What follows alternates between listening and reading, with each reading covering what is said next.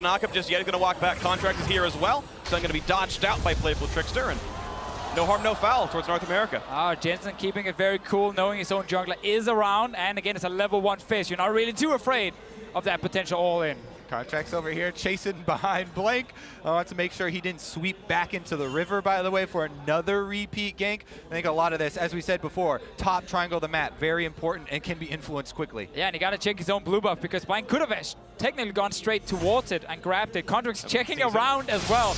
Now he sees Blank is actually walking through the front door. Yeah, once you get full vision, then Ezreal does have the advantage with the extra range here. Red buff slow is applied. And no mana for the Arcane Shift cooldown either. Worth pointing out, actually, both these junglers low on mana because they went machete starts and haven't gotten their blue buffs yet. So not a lot of spells available. Blank going to run down to his blue side. Of course, he's got his smite up. Shouldn't be a problem. Contract similar. Yeah, small win for Contracts here. I love to start both junglers around mid lane, trading with each other. Contracts, he's back in the mid lane. I mean, he's going to contest the other blue buff here. Like we said, this Ezreal jump starts your early game, and he doesn't want to let Blank get any time to get any sort of gank off here. So he goes blue to blue, cross right over. And we also have right now Smoothie able to actually move from the bottom lane because they pushed SKT all the way to the tower. So Contract is feeling very safe. Yeah, very smart play from Contract so far. Again, knew Blank didn't have the resources to take the Wolves very easily. This blue should be smiteable without a problem.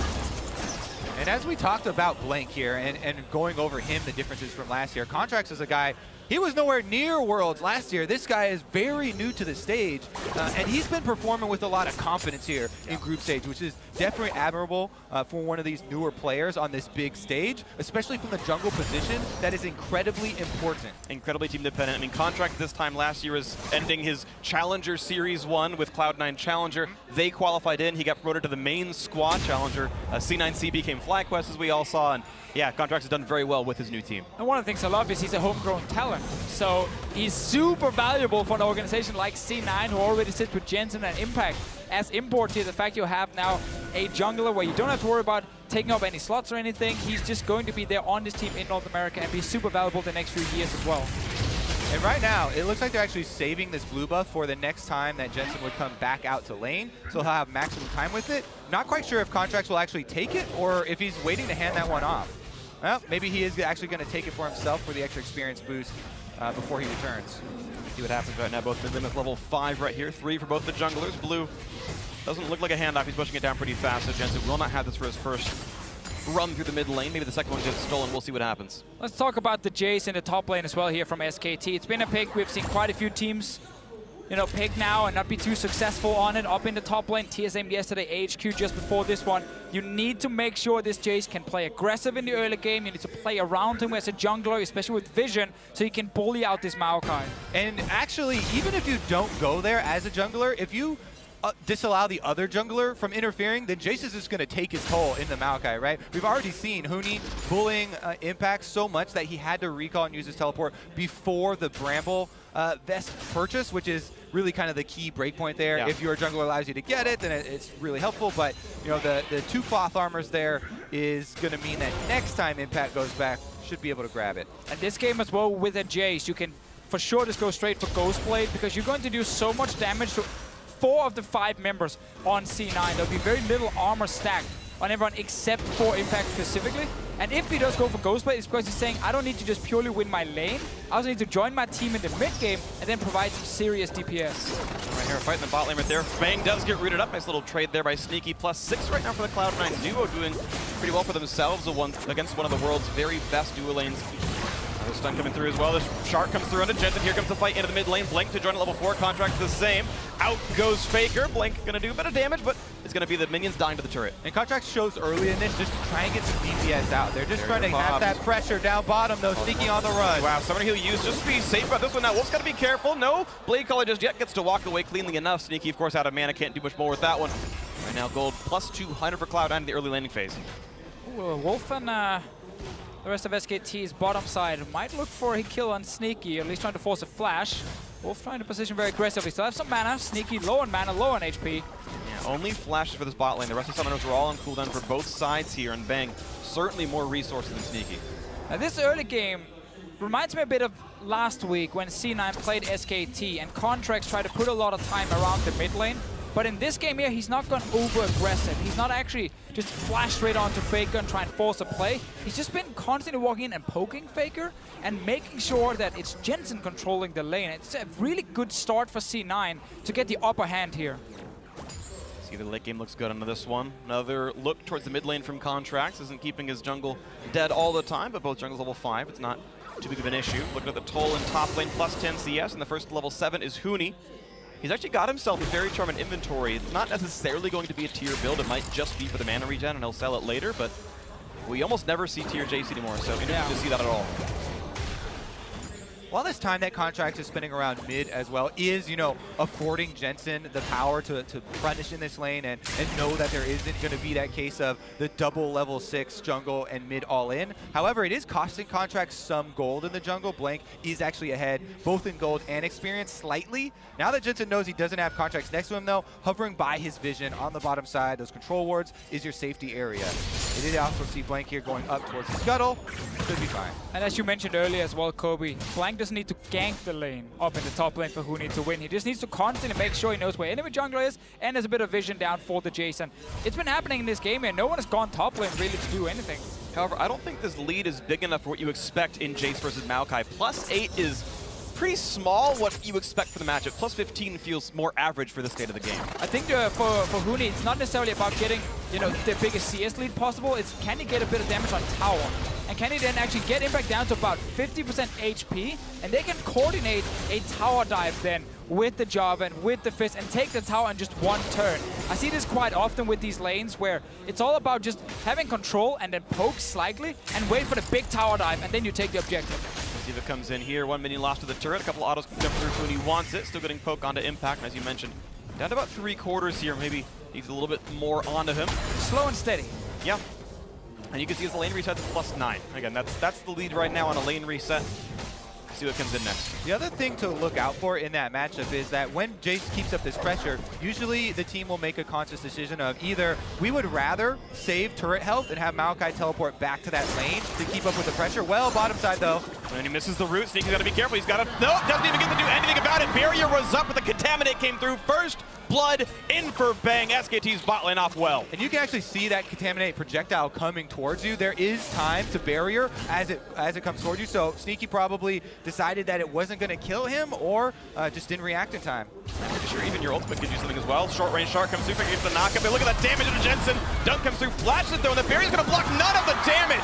Fake gets the kill into the mid lane. SKT 2-0. It all starts with one mistake from C9 around that blue buff where suddenly Sneaky is caught out alone. He dies, and instantly you see the Lulu move to the mid lane, joined by the jungler, and Faker knows he can all in now. Thing to watch is how quickly SKT punish here. Blank even going in for this blue buff. He does have his smite, so while Impact is trying to stop him, going to be able to smite that away no problem. And not a chance there on that one. So a buff going away. SKT gets revenge for the earlier blue buff. And look at this now, Huni getting that damage on the turret. Done a half already. All right, let's see it again here. So Sneaky's alone. Smoothie's up here with Jensen and Contracts. And SKT's bot lane just surprised Sneaky completely. Yeah, and that's the key. The support right next to Bang there. So he gets the extra bonuses from Lulu. And Sneaky just gets annihilated very quickly. Overall in the bot lane, going to be wave clear, and Bang still feels pretty good about this one. BF Sword plus Zeal in there. Again, a different sort of build from him, not doing quite the same Hurricane Rush, anything else in the inventory, but Huni still putting damage on it at Impact. This is the slow and steady poking towards both Impact and the tower we mentioned before here. He actually did complete the tier as well on this Jace, so want to go for even more siege potential where he can actually land a few more big shock blasts before he runs out of mana. And that thing is going to provide so much value, even when he has to join the rest of the team. Faker gets ulted. Nice flap, gets away from the stuns though, but he's still out of abilities to get away from things. No more CC to land. Faker gets away pretty cleanly. Down in CS, but that kill means he's winning this game. Towards the later stage of the game, if we return to this Jace, he's going to be aiming just to get any shock blast past the Maokai, because while Jan has shields... Get it past the goalkeeper. Exactly, great. If he is able to land that goal and hit anyone behind, it's very difficult for them to sustain it back up. She'll try and put an Ardent buff on someone, but there will have to be things to auto-attack around. And right now we're seeing full control when it comes to vision. This minimap here, it's all red at the moment, and SKT are just in the jungle of C9. Contracts into face check now. Melee range, Knockup's gonna be there. This could be enough to kill off Contracts. It's a shield in there for this one. It's Smoothie waiting to cast the ultimate. It's a force flash out of Blank. Now, is there gonna be a chase for Jensen? His ulti, of course, still down from the damage to Faker. Blank getting low, True Shot Barrage to land. Out into the Dragon, but he's gonna be fine. I mean, maybe there was a possibility there of Smoothie using the ultimate to heal Contracts and try and knock Blank, you know, closer to the team, a little bit deeper for a play, but they hold on to some of the cooldowns. This Dragon is definitely still a possibility, and they do force Blank back to the jungle. Very important defense from C9. They're winning that little skirmish here. No kill, but the fact you can actually go in and at least put down a few of your own wards, so it's not just completely red, and SKT can just set up a bot lane tower dive with Faker's teleport at the same time. That is kind of stopped, at least for now. Buys a bit more time for Cloud9, but man, they are under so much pressure against this double TP and just having no real lane they can play around at the moment. SKT have so many options right now. The whittling down of this top turret you're talking about, Officio, is becoming a reality. Faker's teleport on Fizz is available, and he's almost to that level 11 point where you become very, very scared of that ult combo. Maybe if they can bait Faker to go aggressive here, they can actually try and kill him and get some damage on the mid lane tower. Mid lane seems to be the easiest lane for him to go towards. Faker, though, is not using his defensive abilities. He's only just dashing forward, ready to always jump back towards the tower. That is the important thing. If Jensen's in range, they don't know if Contract is there or not. He never hits the playful trickster, only when the mid laner's out of range of him. Another trade on the top lane, Impact getting a bit lower, and we're seeing the junglers move to that side as well. Trade's beginning. Blank's going to be just first to play, but Contract right behind. Here comes the battle. 2-on-2, back forced to run. The flash coming around. He's going to get back away over the cats. But here comes Fizz. He's going to be in range. The Shark is going to land. He's going to chomp down, and Maokai is dead. Faker with a second kill of the game. That Faker teleport we talked about doesn't even have to be level 11. Gonna land that with a level 1 ult and secure the kill on the Impact. Here comes Contract to try and delay some backs, but he's really just trying to get a little bit of time for Jensen to push up, and it is a bit of a dangerous game. 1 versus 3. He chased in, and Faker's behind him. The damage certainly going to be there. You have to expect the ulti coming across, but he burns the flash for nothing. Blank's back in and turns the health bar to just that. We've seen this a few times now. Actually, wait for it, bot lane. 2-on-2 this time around. They know the junglers aren't available, but Huni could TP in a little bit. Smoothie getting out of HP. He's forced to flash away, but it's out of summoners now. Only the flash and the barrier for Sneaky getting away, but SKT getting the better of that fight. Jensen is on the way. There's no TPs right now from SKT. He's moving in here behind the tower. Huni, let's see where the rest of the squad is going. Jensen here has the ultimate, has zone barrier, looks for Wolf for some damage, looking for the Sun's going to get that. Sneaky's in the fight as well, and Wolf should be dying the first kill on the board for Cloud9. Huni coming around the side, Shock Blast going to land, nearly kills out Smoothie. That turret is low. SKT Force already have gotten the first for themselves. The rest of the squad is here. Blank running in, gets the ulti across Impact, actually pulling in tower aggro as well. He's in 1v3, nearly gets a kill, and they do. Jensen finds the stun, and Impact survives against his old team as well. Very important. Cloud9 gets a few kills and a bot lane tower here. They had a few fights mid and top lane, didn't go their favor, but down in the bottom lane. Nice roam from Jensen. And then we gotta remember when Huni joined, he sits right there with some CDR and a tier, not pure damage, so he couldn't actually one-shot Smoothie. Yeah, and Impact here with the Righteous Glory plus Ninja Tabi was already fairly well equipped to sustain a lot of the damage that was coming from the bottom side. You know, Twitch and Jarvan and Jace all hitting him. He's got pretty much perfect itemization to tank that under the turret. Uses Twisted Advance to dodge a turret shot, and that's why he survived so long, even in that Cataclysm. So let's see the trade in the bot lane as well. Plus TP coming in for the tower dive. Jensen uses ult early to guarantee landing the stun right after. Not really possible for Wolf to escape after all these balls are already on the ground. And here you see the damage from Huni just not being enough with his current build to actually secure the kill. Right back into action. Sneaky almost dying. Yeah, the barrier used. Makes it dangerous. Of course, got Essence Reaver. He's got the Zerg Greaves as well, but not extra magic resist. This Fizz can be scary. He's got the Proto Belt off cooldown. Ready to go. Faker, 5 stacks in the Dark Seal. Is going to be scary. Bang into the mid lane. Ulti pop. Looks for Jensen. Damage here, but a big stun gets him out. No major pain used here on this one. True Shot Barrage across. Impact is coming down the river, but SKT see him. So SKT only have to respect the area that Maokai is in, because all the other members of Cloud9 are very squishy right now, and SKT have so many assassins they can jump on those members. But wherever Impact is where C9 should be trying to play around. We do see it's, of course, 1 tank per team. Impact, the 1 tank you remember on his squad, and it is Cinder Hulk, Jarvan out of Blank. Makes sense, of course. Everyone else is ranged, or at least squishy on his squads. Get then under siege right now by Cloud9. Blank the only frontliner. He's not going in. His Q is on cooldown, which means there is no threat, and Cloud9 get the mid lane down. And I really like the fact that we have a game now with so many squishy champions. We don't have these like 6 tanks in the game where no one will die. It's actually so many guys who can get bursted down very quickly. That really emphasizes the skill shots hitting here. The landing of your crowd control can mean instant death for one of these guys. And the reactions we already talked about. Oh, here we go, Impact. Reaction to the top lane, putting damage onto Huni, who is not tanky by any means. He goes down, Impact finds the kill. Jensen, smart, playing around Impact, who sets this all up. He can stand in front of the Jace, soak that Shock Blast. They easily 2v1 that kill on the former North American LCS player. And just a few minutes ago, we had 3 to 4 kills for SKT. They got first top lane tower as well. It looks really bad for Cloud9 after some poor decisions. Oh, Sneaky. Bot lane. Look at damage onto Sneaky, getting his health bar dropped down a little bit. Blakely not going to land. Bang kites away from that one. Look at the damage output. 110 HP left. That is a Xayah who has to recall. No barrier this time here, but as I was just saying before here, SKT, after getting that lead, have now actually been outplayed by C9. Down the bot lane especially, where we got the kills and the tower. That was huge for Cloud9. It was. SKT are about to get some more gold here with the bottom turret, though, and some more territory. Look at the wards on the map. SK Telecom completely warding up this bottom half of the map of C9, so they have the freedom to move around. They can take the bottom turret. They can take the Cloud Drake, and it makes it very, very scary for C9 to enter even their own territory. All right, so we got some auto turrets down. Very even in gold at the moment. We just talked about how there are a lot of squishy members in this game, so the burst damage from a Cinder is going to be super valuable, and that's something Jensen can use to carry this game. Currently, it looks like one Cloud9 ward on the map, down in the bottom by the river. Other than that, they're checking all the brush with their skill shots. They're just cautiously moving up. Okay, as many wards as wins for North America in League 2. Hey, they got 2 down there! Oh, they might win this game then! No, it's a got signal. 2 wins! It's amazing. We'll see what happens here. It's a portent of things to come. 700 gold difference. A Smoothie. Get a killer control ward. And with it, the hopes and dreams of SKT, quite obviously. Here comes the fight into the top side of the river, though. Impact and Huni doing battle. Bang waiting around, but no ult to pop because no one worth attacking yet in range. Wouldn't kill Impact with this build just yet. He's been able to get a lot of armor for himself in the Maokai. And I'm actually quite sad that Huni has gone for this build that's very specifically focused around winning against Impact with Black Cleaver to shred his armor and tier, so you have enough mana to, you know, keep spamming your abilities. I really like...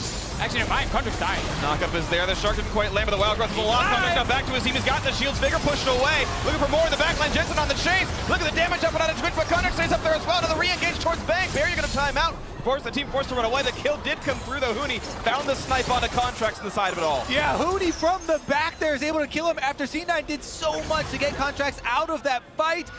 That was so close because Impact wasn't there to block any of the damage. Now C9 pushing up mid though, and Huni is pushing on the top lane. He should make quick work of that turret. It's Faker TPing in here towards the mid lane. Comes forward, knows he has no ultimate available. Top lane tier 2 falls thanks to Huni's split push mid lane. The wave is gone. The turret's about 1/3 though. Yep, Huni able to take his toll down there, and now Cloud9 have to respect the extra. Oh, Faker! Again, The extra Faker? The damage is not really going to be that high, even though there's no matches at all out of Jensen. He's got the teammates around him. Oh, there's only one Faker, no extra Faker, and Sneaky's gonna get a little bit of damage on the way out. We've gotten so used to these really slow early to mid games where everyone's just farming and we have like 30 minutes to talk about whatever we want. But in this game here, whenever we bring up a point, another fight is just starting. This is towards mid lane. Contracts is so aggressive, standing right in front of multiple SKT members. Look how important that crowd control abilities are. Smoothie's able to save Contracts here with the ultimate as well. The knockup and Sneaky goes offensive on Bang to force them out. But there you see, in the bottom of the screen, Huni was able to find Contracts, even though they've been able to extract him from that dangerous scenario. And SKT once again looking for control. Vision has always been one of their strongest points as a team. I was going to say most strongest, and I realized that's not a phrase I should say. So I said blah instead. You were disgusted with yourself. I was. Grammar's important, ladies and gentlemen. Stay in school. It's a big deal. SKT, though, getting rid of more and more of the wards. Their gold lead right now 2.3 thousand. Contracts can still Wolves, though. Opponent out of the pit there, but SKT certainly with a small control of this game, pushing in all 3 lanes. I briefly mentioned Huni's build before here, which is so focused again on just dealing damage to Impact. If he had gone like more lethality with Ghostblade, he would hurt so much against the squishy guys. Obviously because of his high level, he's still going to do a lot of damage, but I still want to see the impact in an actual team fight with this build from him.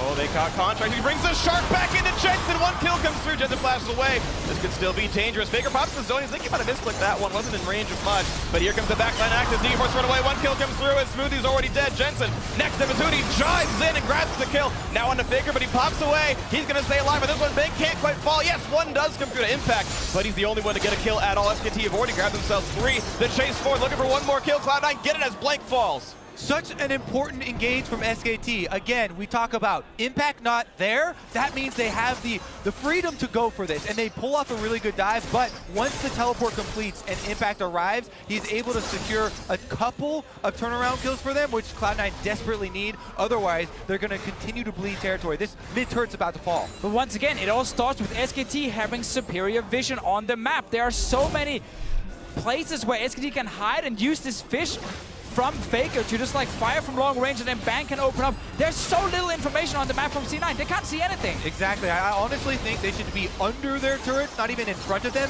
if they don't have Big Daddy Impact there to block some of the damage. The teleport cooldown itself, even if you start it immediately, it's short enough that SKT can get those kills in the meantime. Yeah, but you can't have the Big Daddy there because he's stuck defending his lane against the Jace. Otherwise, they just lose a tower.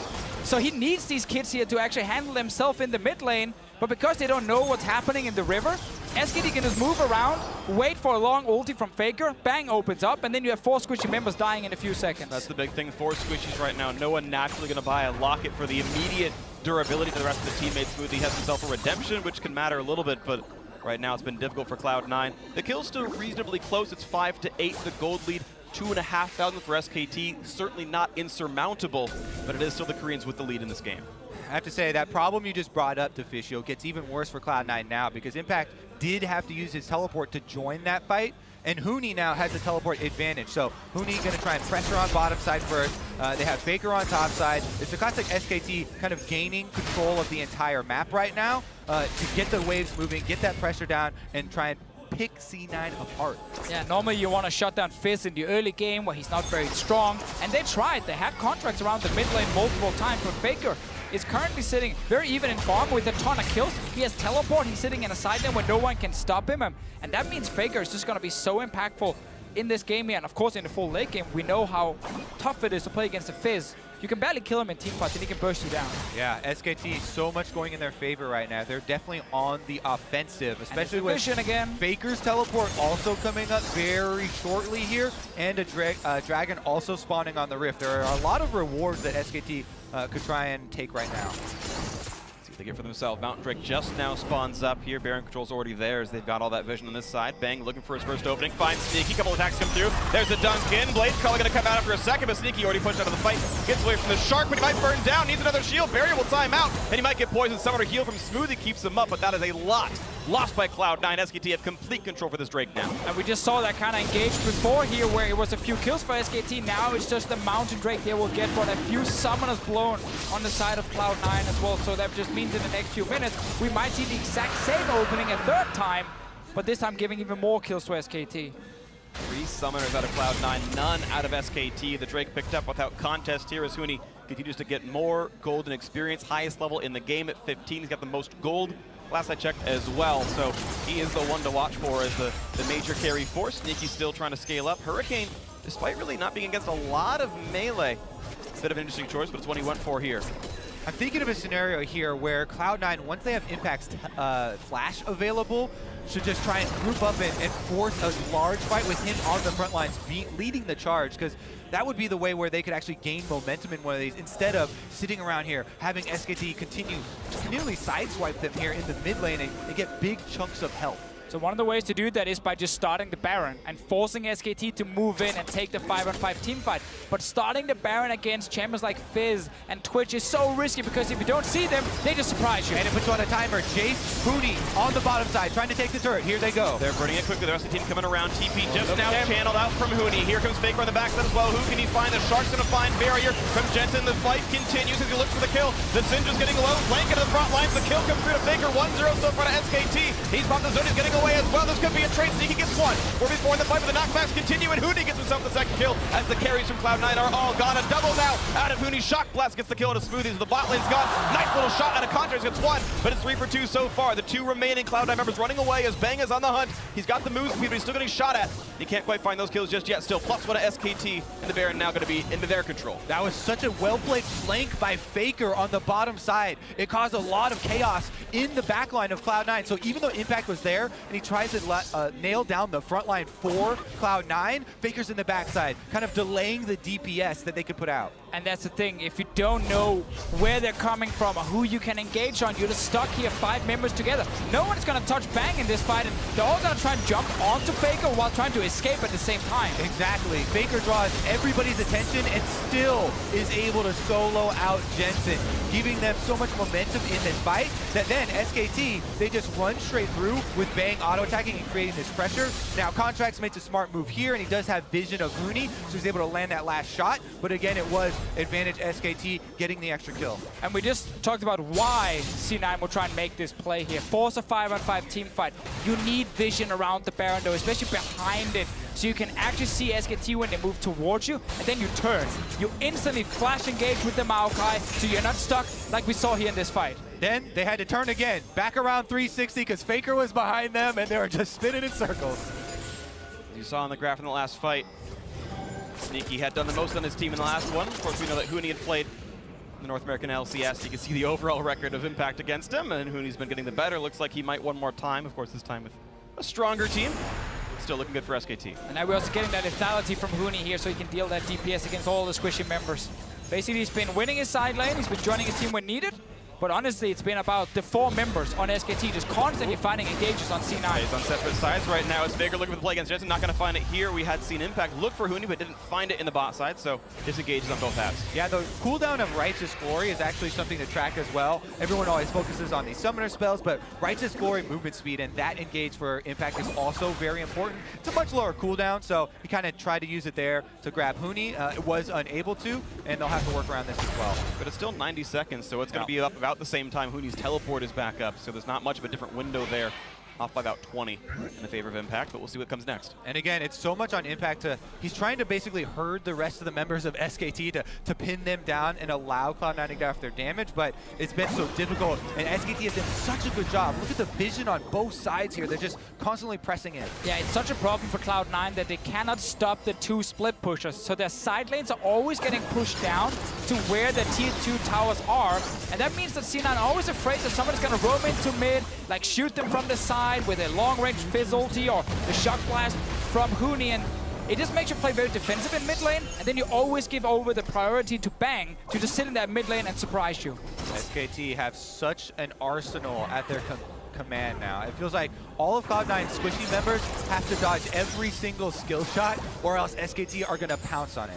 The arsenal is bigger right now. It is 1 missile short. Faker's ulti was down. Huni's teleport now also down, but he's rejoined the team to make sure that's not going to be a 5v4, but it looks like they want in. They can get the kill, and the Faker's going to jump away. He's going to be okay with the Zonia's True Shot Barrage Forces.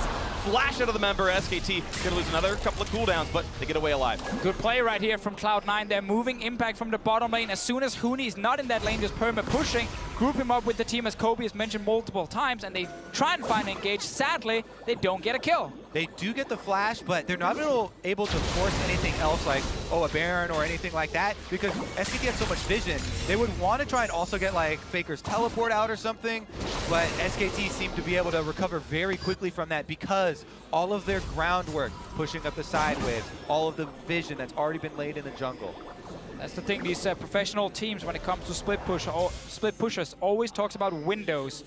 When you're pushing down the enemy top lane to his tower, you have a window where you can roam. You can go to the mid lane because you have the control of that lane. When he then gets to push the wave back, you have to respect that he can actually leave the top lane and go to his team, and that's exactly what Impact just did. And that's why we see C9 try and make a pick in the mid lane, try and force a Baron. He needs to be able to do that again, because right now, it's on Huni. He has the window, he used it to recall and buy a few items, but then he can just return and do exactly the same thing, and it should allow Impact at least a chance to push out the lane and move to mid lane again and join his team and look for a fight.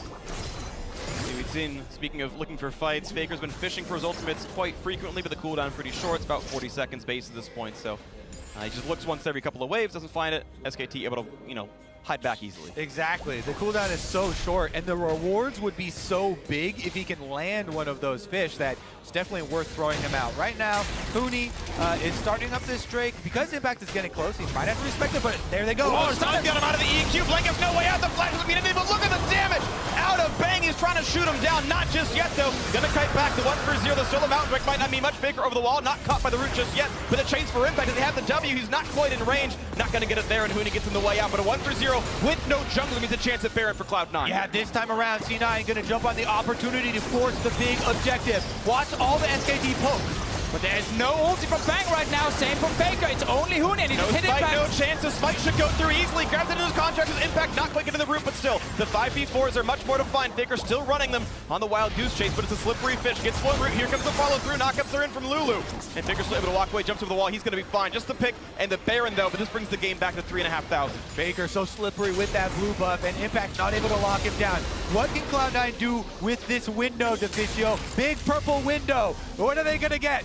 Hopefully for them a few towers so they can get a bit more gold under their belt, even out the score here with SKT. But right here, we had a window for Impact. He left the bottom lane, walked in to join the team. So when Blank gets caught out, Impact is already nearby to join the fight. Otherwise, this is a 4v4 that C9 could still lose. But the fact the tank shows up forces everyone from SKT away. And now all the ultis are gone here.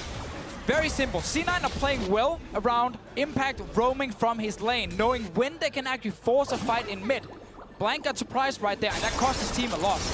Also, just want to say how impressive it is that Faker is able to constantly skirt around danger here, around the edge, and kind of drag Cloud9 around, delaying their time so that they weren't able to get a tremendous amount off of that yet. But now, C9 have reset. They do have teleport on Impact, and this is the time. Still important to highlight that despite the Baron buff being on the side of Cloud9, a team fight is not necessarily purely in their favor with this buff here. There's so much damage on both sides that if you don't know where Bang is when he opens up, we just saw the DPS in the last fight, he can do the exact same thing. It's a 4-item Twitch against only one tank. Impact is not Braum. He can't block all the shots. The back four of C9 can be dropped so very quickly. You have to watch for Bang. They might actually try and force right through the mid turret because Huni is going to annihilate turrets right now. So much damage on this Jace. Tier 2 is gone. He can't go faster than a Baron buff with 5 members, so he's going to keep staying for the inhibitor itself. This is going to be a bit interesting. The tanks are already in the front line. Faker waiting in the wings, and Huni is not recalling. He's not looking for the play just yet. Inhibitor turret is down at Bang. Not getting anything with the ulti. Getting across. There's nothing to be done. The inhibitor not being attacked, and Huni's still not going back. It will be. It looks like a trade of inhibitors. Is there more? Onto the back line. They found Bang a little bit. Impact did. They're looking for a bit more. The ulti across to the flank as well. This one coming out from Sneaky. Doesn't find something because Huni is continuing to push. He is still going for the base, and Cloud9 are the first to flinch. They lose their turn. They've got to go back to the base. Will they lose the recalls? Impact gonna be back safely.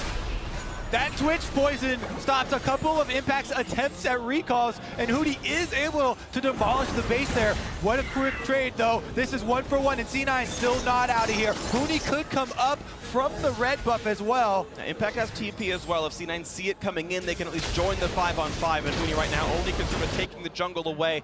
The better of the play was still SKT. They countered a Baron seed by getting an extra Nexus turret. And it all starts with Bang and Faker positioning from the flanks to force C9 to focus them and the objectives at the same time. But they didn't get any kills. We'll get a top lane tower though, so a bit more gold in their pockets. But the bot lane one-on-one I feel like might favor SKT. C9 might need their tank, and Huni actually happy to keep fighting Impact, putting more and more damage across, down a half HP on the Maokai. Not sure he can win this battle. The duel continues though. The health bars getting down below Hopper. Look at that empowered shot blast over. He'll come through for Impact. The fight's getting lower and lower, but Huni gonna find himself the solo kill, and Cloud9 are still tankless. Huni's tier right here allows him to have enough mana to actually just continue spamming the abilities in the 1v1. And his red buff allowing him to regenerate and deal true damage constantly here versus the Maokai. Such small margins, honestly, with that minion wave there, it got a little close. Yeah, the burn's certainly a big deal against a 500 armor champion. Slight exaggeration, the regen out of combat helping in case someone jumps him afterwards. Mid lane a little bit attacked right there as the Baron's timed out. Wave clear easy enough from Sneaky. He's still been the big member on this team. Lord Dominus Regards is in, so he has some tank busting. Only one slot to go for both these marksmen. In these games here, with all the damage on both sides, we gotta look at flashes before every single big fight. Bang is missing his because it was forced by Impact.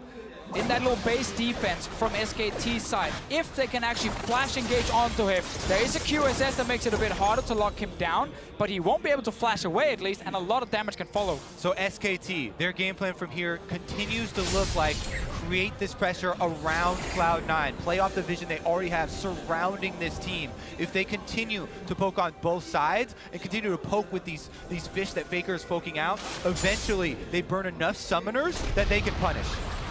Keep in mind, you talk about pushing on both sides. One of those sides is the 4,000 gold lead on Huni's Jace right now. He is full build, level 18. He cannot get any stronger. Impact has more than a full item slot to go right now. So as time wears on, some of this gold doesn't matter for the Korean squad anymore. Cloud9 may catch up, but it is SKT with the tempo, looking for the forward, attacking. Can't quite get the kills, but it forces the flash of a smoothie. All right, ulti down now. Bang used it very aggressively, trying to see if they can maybe force C9 away from this turret here. Bot lane in here, of course, is open, but we have Impact sitting and defending. Is there any blue wards behind SKT that this Maokai could use? Currently, no. Even at the river. There's only that one control ward near the Raptor camp, so no good TP location for the Maokai either. Pushes in, that's going to be a turret dead right there. SK Telecom T1 up 5,000 gold as mid lane tier 2 falls 8-5 in turrets.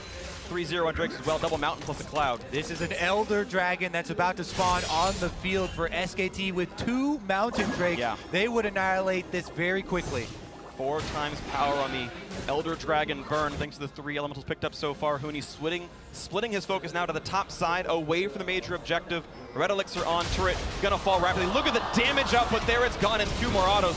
For now, he's gonna kite back away from Impact. Cloud9 needs to force a team fight here. There is 30 seconds on Bang's ulti.